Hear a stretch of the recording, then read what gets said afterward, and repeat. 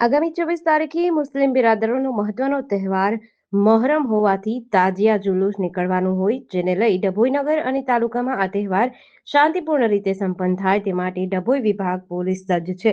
જેને લઈ આજે ધારાસભ્ય શૈલેષ મહેતા અને નાયબ કલેક્ટર રવિરાજસિંહ પરમારના અધ્યક્ષતામાં શાંતિ સમિતિની બેઠક મળી હતી.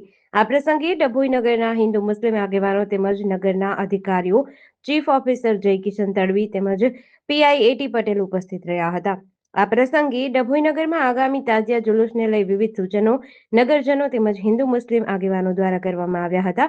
સાથે જ જુલુસ સમયસર પૂર્ણ થાય અને શાંતિ રીતે પૂર્ણ થાય તે માટે પોલીસ વિભાગે સૂચના આપી હતી. આ પ્રસંગે શશિકાંતભાઈ પટેલ, બિરેન શાહ, નૂર મોહમ્મદ મહુડાવાડા, નગરપાલિકા પ્રમુખ પુષ્પાબેન રાવળ, મહેશભાઈ પટેલ દાજી, અફઝલભાઈ કાબાવાલા, દીક્ષિતભાઈ દવે સહિત હિન્દુ મુસ્લિમ આગેવાનો ઉપસ્થિત રહ્યા હતા.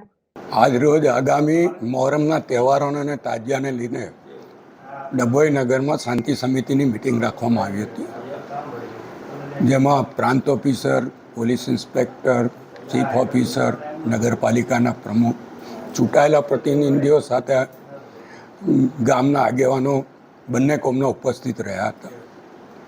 જે રીતે છેલ્લા 9 વર્ષથી સૌહાર્દપૂર્ણ વાતાવરણ ચાલે છે, ભાઈચારો અને દર્બાવતી નગરીની સંસ્કારી નગરી તરીકેની ઓળખ ઊભી થઈ છે, એ પ્રમાણેનો તહેવાર ઉજવાય એ પ્રમાણેની બધાને અપીલ કરવામાં આવી છે.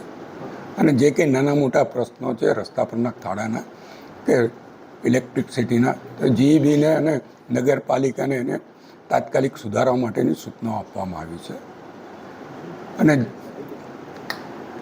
જે કંઈ બનાવો બીજે બધે બને છે એવા કોઈ બનાવ અહીંયા આગળ ના બને એની તકેદારી રાખવાની અને કાયદો વ્યવસ્થા જળવાય એના માટે પોલીસ ખાતાને કડક રહેવાની સૂચના પણ આપવામાં આવી છે.